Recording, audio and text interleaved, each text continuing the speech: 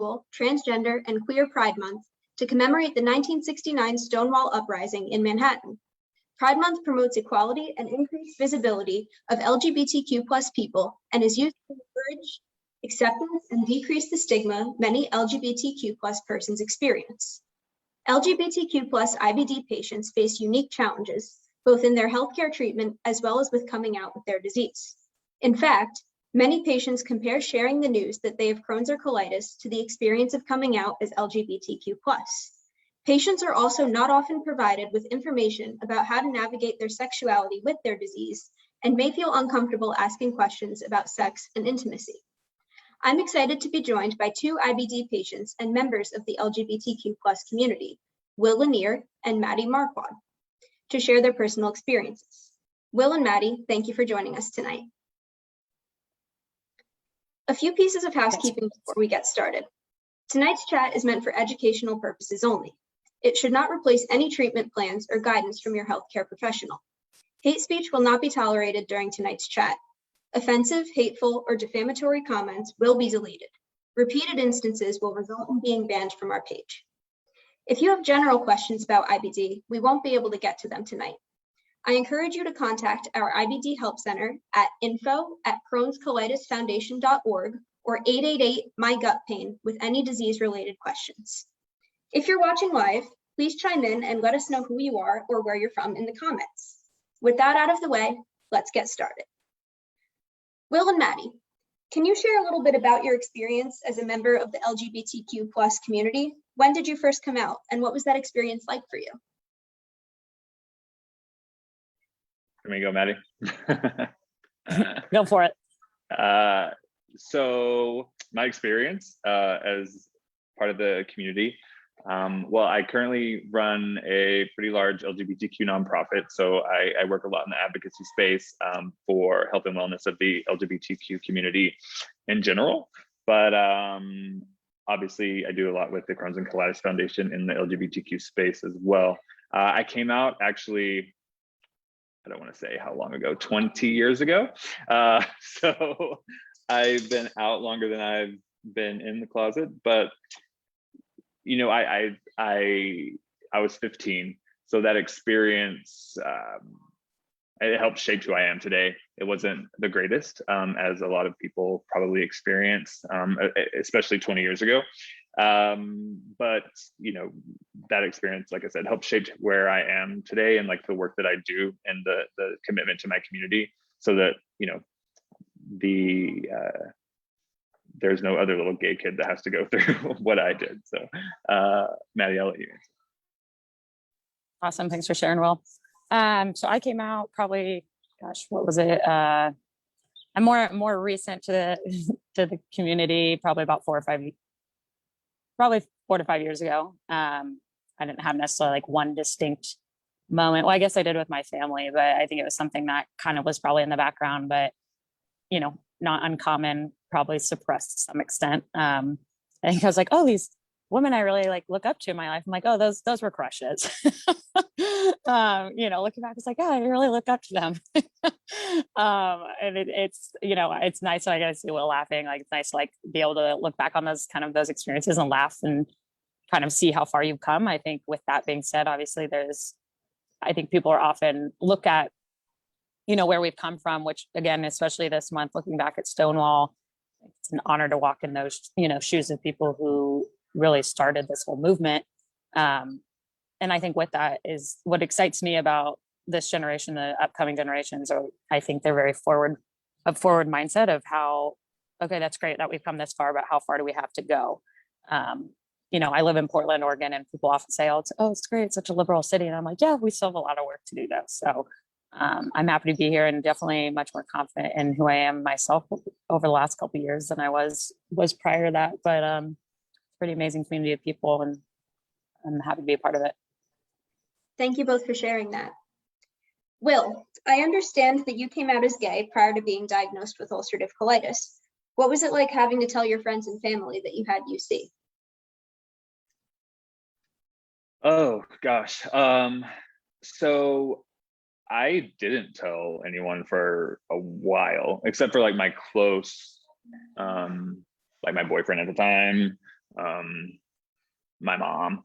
But you know, I think my journey into my diagnosis is probably similar to a lot of people, where it's like I wasn't diagnosed initially. It's like, oh, you have hemorrhoids, oh, you have like something else. So it was like this gradual process. So I'm like, Mom, I'm going to the doctor again and trying to figure it out. So it wasn't this like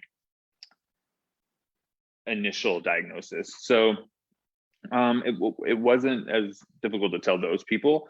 But other than that, like no one knew, like beyond like a couple of close friends, until I got diagnosed with colon cancer.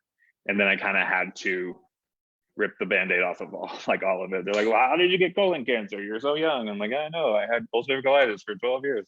They're like, what is that? And then it's like, you know, you already did the cancer, so like the ulcerative colitis is not so bad, right? So it's yeah, so that journey was enlightening, but it's so fun, and fun, wrong word. It's funny to look back at like when I did come out, told people I had cancer, and then the reason why I got all this email about, you know, from people that are close with me or that I see every day, like, oh, I also suffer from, you know, Crohn's, or I also suffer from ulcerative colitis. It's so great to see like someone's actually being visible about it. So you know, maybe hiding it was wrong for so long because I was unable to be at least like a voice, but I'm hoping I'm making up for that now. That's great. Maddie, you shared with me that you were diagnosed with ulcerative colitis before you came out as queer. What was it like for you to come out to your friends and family after sharing you had UC? Coming out, as far as my sexuality goes, post diagnosis of ulcerative colitis, is that correct? Yes. Yeah, it's kind of interesting. And listening to Will's story, I'm like, oh, I feel like mine almost was a little flip-flopped as far as, I think having the diagnosis of of UC after or before coming out as queer, kind of in a way like trailblazing. Even just talking about this session, it made me think of like how those are more correlated. I think it just honestly gave me the courage to be more open in general about difficult subjects. Like they weren't necessarily super correlated at the time. Like when Will, you were saying you had a boyfriend at the time when you were diagnosed. I think mine didn't maybe feel as, they felt maybe a little more separate for a while. And then I think, like I said, I was pretty open, almost like oddly so for being diagnosed at such a young age. I was 15. And like I said, I think that openness maybe kind of more so blazed the path for me to feel more comfortable just talking about difficult things. And I think with that, experiences I can very much relate to in both my coming out and my diagnosis are the things people say to you that they probably would be better that they just kept to themselves. And kind of, you know, the stigma and associations with things without really having much of a knowledge base or asking someone their personal experience. So I think having that with ulcerative colitis and kind of having people say stuff over the years that you're like, okay, that's not really helpful. That doesn't really serve me in a way, you know, maybe it was working the background in my favor as I was navigating coming out. Because I would say as far as very difficult processes and different in their own right, but I think in a way coming out was harder for me. Yeah, that's actually a perfect segue into my next question, which is, did either of you experience any similarities or differences between telling others about your IBD diagnosis and coming out as gay? I can just continue since I'm already kind of on that point, if that's all right with you, Will. Again, I think it comes back down to people saying things to just kind of fill space. I have a friend that was diagnosed recently with MS, and I had a long conversation with her, as I have with people who have confided in me, who are kind of coming into terms with their sexuality or navigating that, and me just kind of saying, hey, look, people are going to say stuff that they really have no business saying. You know, I've had all sorts of comments with ulcerative colitis, like, oh, that's nice. It's a nice diet, or it's a nice, you know, weight loss program. I'm like, oh yeah, it's really great. And similarly, living in Portland, Oregon, people saying, you know, when I'm kind of sharing something very vulnerable, for them to be like, oh, that's so great. You live in Portland. Like, it's such a liberal and accepting city. And they're not totally wrong, but I think what I found in both scenarios is that people often are saying something to fill space because they don't know what to say. When in reality, having the space to either share or just sit in that lived experience, that is hard without someone kind of immediately pushing something on you in order, because they feel like they have to have something to say. That would be my one piece of kind of feedback, I guess. And this really goes for people going through anything, but I think both ulcerative colitis and, coming out have been very life-changing, life-altering experiences. And I think oftentimes people just want to be heard and listened to and have a space to just show up as themselves. And even when things are going, in their favor, it can still be hard. Yeah. Will, as you mentioned, in addition to having UC, you were diagnosed with colorectal cancer and underwent the J-pouch surgery series to treat the cancer. What was that like for you as a gay man? Oh man. So I was 28, and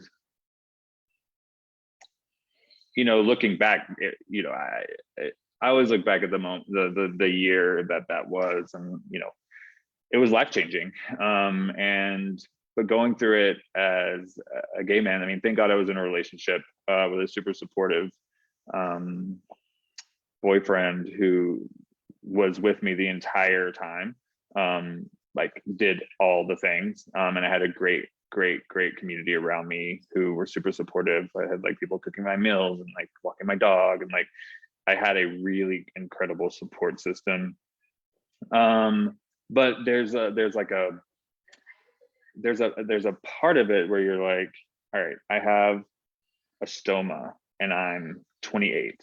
I work in fitness. My body is my billboard. Like all of these things, it was like, what is happening to me? And they're like, oh, you may have an ostomy forever. And I'm like, I unsubscribed from that. And so there was a lot of mental anguish throughout that process. And I can only imagine what it's like for someone who doesn't have that support system, who doesn't have a person that they're with, like a committed partner, because it is so lonely. And even for me, having this whole having that whole community around me, I was still so lonely. It's very depressing, and it's I remember just like thinking about how I could like fashion a noose out of a sheet one day, because I'm like, I just don't want to do this anymore. And obviously I didn't do that, but it's tough. It's very tough. And I think people who are going through it, who are able to persevere and to be so resilient, are champions and deserve all the praise. Yeah, that's my answer for that. Thank you for sharing that. I'm so sorry you went through that. You brought up the idea of partners and support systems. So for both of you, how do you bring up your disease to your partners, and have you experienced any issues in your relationships because of your disease? You want me to go there? Oh my God. Okay, so the boyfriend I was with through all of my cancer and all of like 5 years of ulcerative colitis, we broke up in 2015. And it's been a very weird journey being single. I've been single since then. And, sharing that you have, or that for me, it's like, I have a J pouch, I have like no way to have sex, or that's a lie. I can have sex. It's just it's a very intimate process now, where it used to be a little less, could be like a little more free. So it's the way I bring it up is I don't bring it up for if I'm dating someone for at least a few weeks or a few dates, to be like, they don't need to know this thing. We're not like getting down and dirty.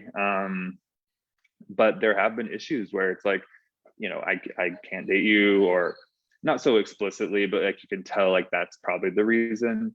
And especially if there's like no sexual compatibility. So, as a gay man, you have like you can be a top, you can be a bottom, you can be versatile. And like, lucky for me, I'm like kind of in that middle ground. But for some people like you who are only on one end of the spectrum, it's like, how is this going to affect our sex life? And it's hard. It's really, really hard for people to find that compatibility, especially when, you know, you're dealing with a disease like ulcerative colitis that kind of limits your ability to be sexually active, especially on the receiving end for gay men. It's just very precarious, and it's like not always the safest thing to do. And you know, it's very limiting in the way that you can date. So I make no qualms about, you know, the detriment to people being able to date. So yeah, for me, it has been a little bit of a bumpy ride. But you know, that just means I haven't found the right one, right? So Maddie, what about you? I echo you there. Yeah, I mean, I think anyone can relate to just dating in general being, you know, difficult, trial and error, all those things. And so, well, earlier you'd mentioned, like, I just admire, you know, the resilience of a lot of this community and kind of working through that. And I'm kind of saying, you know, it's like, okay, that's hard at baseline, and then add this on. And, you know, I read up a bit on your story prior, and yeah, I can only imagine. I think of that often with people with colostomy bags, and, you know, whether it's permanent or not, you're like, yeah, that's something you want to, you know, bring into the bedroom. Like, that's really feels really attractive. Or even just stuff like, you know, leaking, like if you are, whether you're in a flare or, you know, inflamed state. And again, you're like, obviously things happen, and granted, we in general paint, you know, sex and all that in the movies as this like such a smooth thing, and in general, like, that's not always the case. But then you add that on top of it, and I think it just adds an added layer of vulnerability in this piece of, like, you never know kind of what your body might do in those moments, which again, especially if it is, even if it's not newer, but I think especially then you're just like, okay, well, hope this goes like as to plan. And I think with that, as far as dating in general, as far as just from a knowledge base, like I'm pretty upfront with it, which again, I think that has really served me as far as like having ulcerative colitis kind of prior to me coming out. I think it's allowed me to be pretty open with a lot of experiences in my life. And, you know, I don't go on a date and be like, okay, so I have ulcerative colitis and it's going to look like this, but it'll often just kind of come out naturally, whether it's like, oh, I don't eat gluten, or, which again, these days is like, most people don't eat gluten, you know, so, but things that kind of come up naturally in conversation. And in that way, I feel pretty grateful that I'm quite open, because in the way I think of it, like, Will, when you were saying like, oh, I haven't found the right one, it's like, well, if me just talking about it is going to be a no-go, then like this wasn't going to work from the start. And so, you know, in a way I feel like it, like he's laughing because it's like, it almost like in a way I feel like vets people for you quicker, because you know, I look at people, I've had friends that have had partners that have, you know, gone through some really serious bouts of cancer. And again, you know, have all the tubes and the lines and the colostomies. And I think when you look at those situations, you're like, wow, that's really admirable. I would hope I would have that. But obviously if you don't already have that partnership before that all it comes into place, then it's hard to then be like, oh, is someone going to want to sign up for this?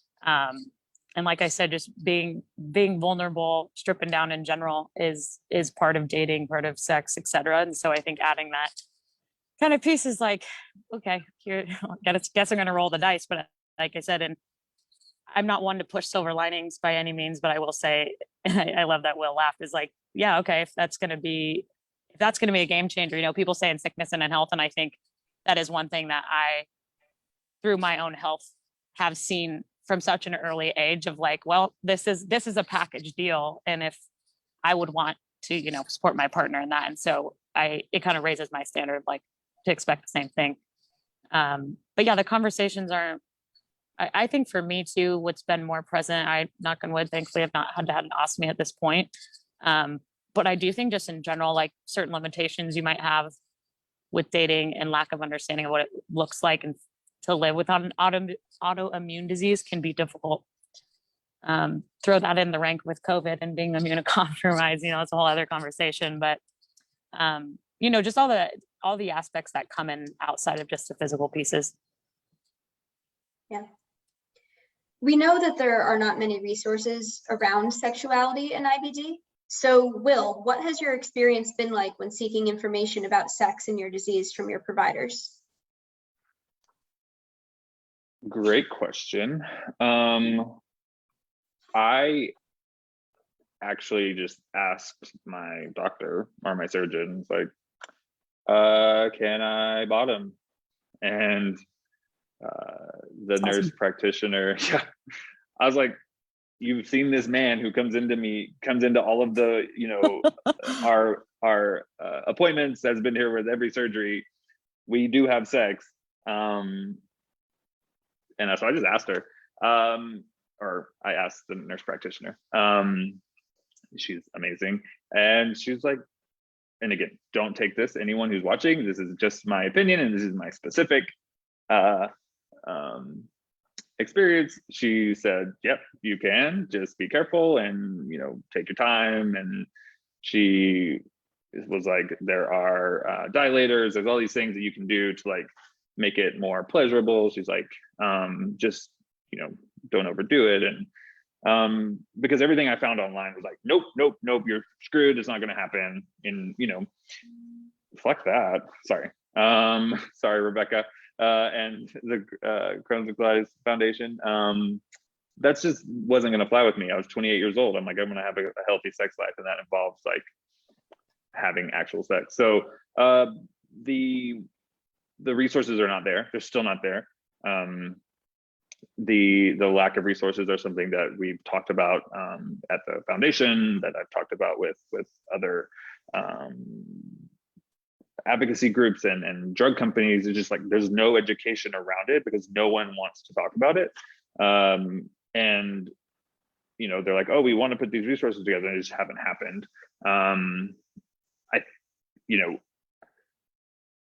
I'm happy to be a resource, and I'm happy to have these conversations with people, and it's always like very specific to their circumstances and whatnot. But the lack of education and the lack of any information out on the internet, which is where everyone's going, and the information that is out there is wrong, or just not applicable to everyone, is probably the bigger issue. But if anyone's wondering, like, ask your doctor. Like, they'll tell you, and it's really a conversation that you have to have. And with a disease like ulcerative colitis, like your doctors are very intimate with you already. The most intimate I've ever been with a doctor is with my gastroenterologist. So asking these questions is not weird for them. Like, they've seen your butthole, it's fine. So I just encourage everyone to ask these questions and be frank with their providers, because it's those type of questions that when they get answered, people aren't searching on the internet for the wrong type of thing. So I'll get off my soapbox on that one. I might keep going. Do a podcast. Maddie, for you, how do you approach your concerns about your sexuality and your disease with your doctor? I think I was thinking about this when you sent us some of these questions, and I think real quick to Will's point is, I always kind of joke, like I said, I think between having however many number of colonoscopies, I'm also a surgery nurse, so I always kind of joke with patients, I'm like, trust me, you're not the worst we've seen. And then, but I have to remind myself that, like, just because I have that kind of comedic spin on things, or that might be the way that I kind of maybe cope pretty well, that's not always the case. And I think being in both the patient and the healthcare realm, I think something that I would love to see in general is just, I think it's got to, like most things, got to start from the top up, and no pun intended. And the reality is, though, like it might not, or it might not for a while. And so I'm encouraged, and hope other people are encouraged by, what Will's saying of you just got to ask. And it's hopefully over time, we will see more providers taking the lead, as far as just saying, like, hey, it's kind of like, okay, I'm not 13 anymore. Can we acknowledge the elephant in the room, that this is something, it's no different than if someone has, surgery on any part of their genitalia, of like, okay, when can I use these parts again safely? And I think what Will was saying, I think really what it comes down to is having people have to rely on going to the internet, like and who knows, maybe they're getting information off like Reddit, like, point being is sources that aren't by any means vetted medically, as it's at a point it could be dangerous. And I think that's the thing. I mean, even IBD aside, just with, LGBTQ plus community, sexuality and sexual function, is that we have our healthcare system, like many other systems, is explained and kind of taught through the heterosexual lens. And so you add a non-traditional sexuality as well as, IBD in a very intimate area. And gosh, there'd be a lot of questions. And even I'm excited to hear that, Will, you've been working on that and with the foundation, and it's something that I would be willing to do. And the reality is, like you said, you also need it from the providers. And so as I see, I think more work being done towards, like, with the queer community, and how, let's just not assume that everyone with this part and this part is like having traditional sex and that they need to be on birth control. Like, I'm on methotrexate for my IBD and autoimmune arthritis. And they're like, well, if you're on methotrexate, we have to worry about getting pregnant. And I was like, not really worried about that. If that changes, I'll let you know, but it's like, it makes a huge difference, I think, when the provider brings a question, then to have it be put on the patient, because it's already such a vulnerable experience. So that's something I would, like I said, I'd love to be a resource for, but also see more of like providers kind of coming to the table with that. Thank you. We know that both IBD patients, as well as members of the LGBTQ plus community, may experience higher rates of mental illness, such as anxiety and depression. What are some ways in which you both cope with the emotional toll of your disease? Like dark humor. Again, I think between that and being in healthcare, I have a unique lens for sure. Like I said, I felt pretty fortunate. I think for me, again, the pieces that have often been difficult, with just as difficult as the physical symptoms, are the emotional and, mental side effects. Like when Will was saying, like, it's pretty, it can get pretty lonely and isolating. And I think with that is, even if maybe someone understands or they know and they support you, like, they don't truly understand, and that's no fault of their own.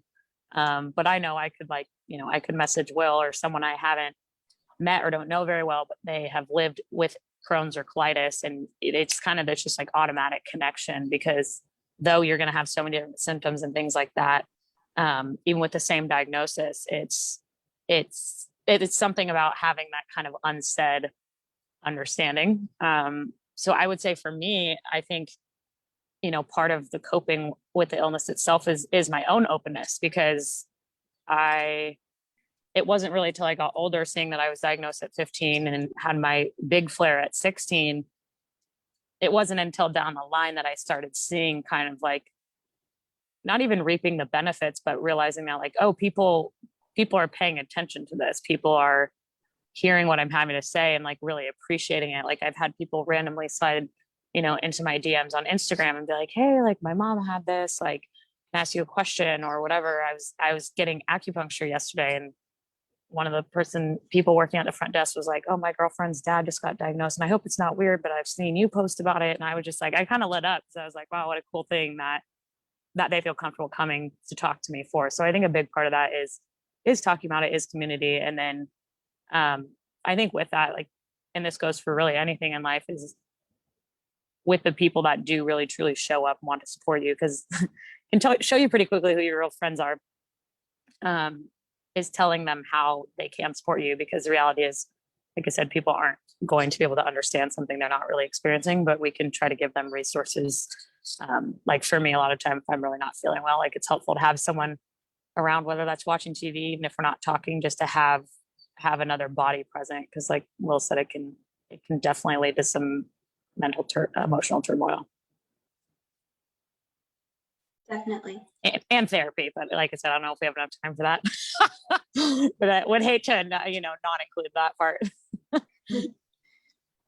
What does Pride Month mean to you both as members of the LGBTQ plus and IBD communities?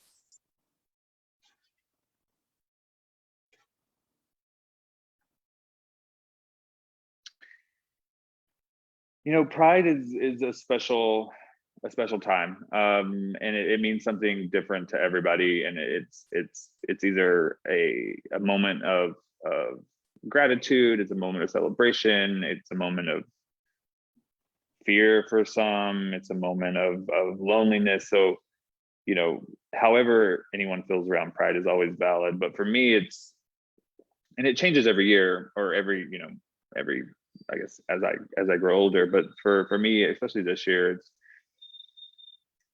it's about just being thankful for where we are right now and where I am, or for me specifically, where I am in my life. It's like being gay and being out has given me so much opportunity, and has taught me so much about myself, about my community, about my family, about my friends, about where I want to be in life, and has really shaped my story. So for me, it's just about being grateful and thankful for the ability to do that, right? So we talk about Pride as a moment from 1969, but it's way before that, living in a world where I wouldn't be able to talk on the internet to the entire people who are on Al Gore's internet to talk about being gay and having butt sex, and it wouldn't be a thing, right? So being also grateful for those who blazed the trail before us, but linking that to the IBD community, Pride Month it encapsulates all the things that we've talked about already, right? So I don't want to say we're proud of our disease per se, but for me, I'm proud of where it's taken me. So grateful for the journey, and grateful for the opportunity to share both my history with the disease and my history as being a gay dude, and hopefully that people who see this or hear this or happen upon it in this year or in 20 years can glean something from it that's helpful, and will help change their life. Thank you for sharing that.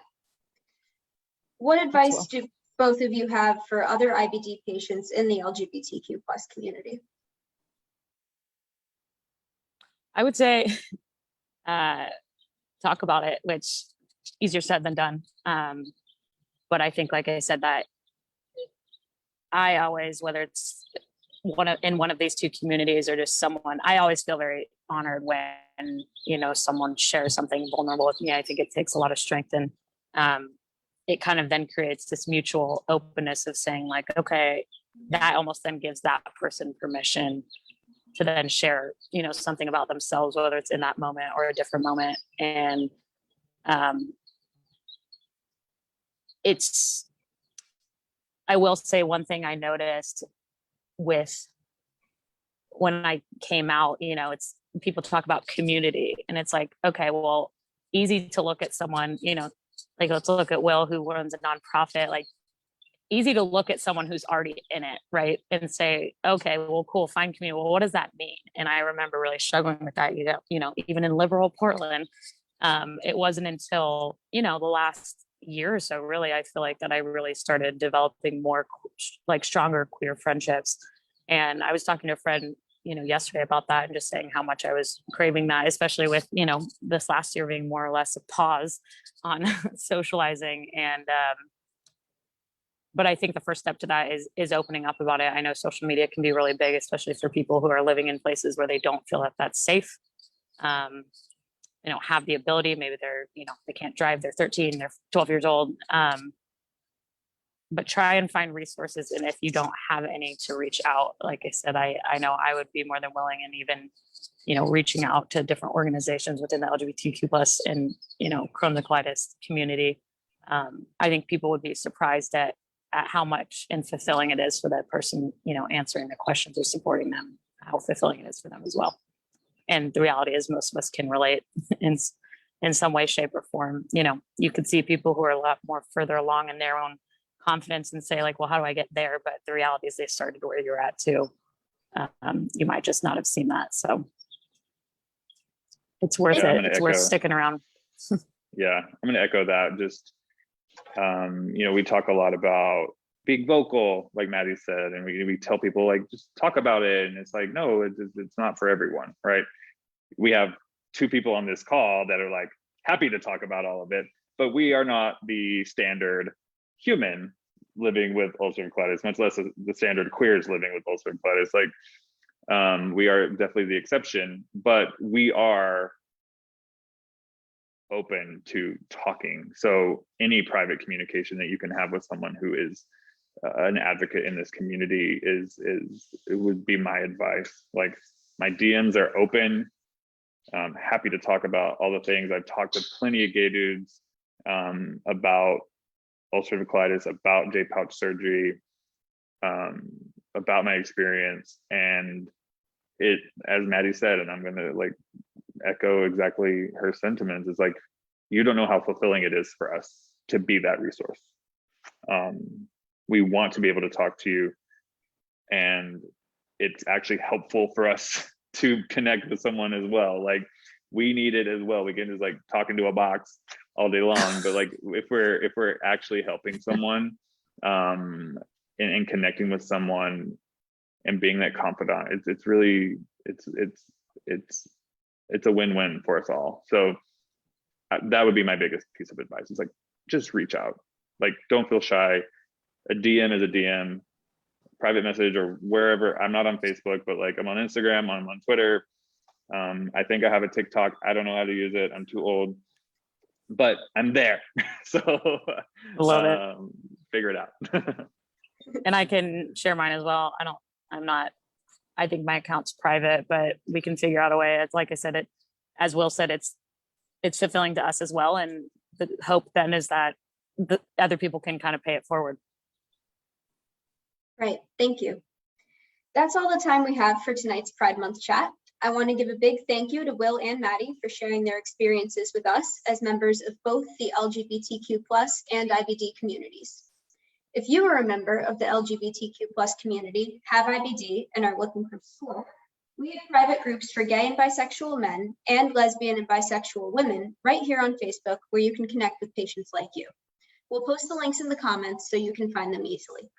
And again, if you have any questions about IBD, please do not hesitate to contact our IBD Help Center at info@crohnscolitisfoundation.org or 888-MY-GUT-PAIN. Have a great night. Thanks, everybody. Thanks. Take care.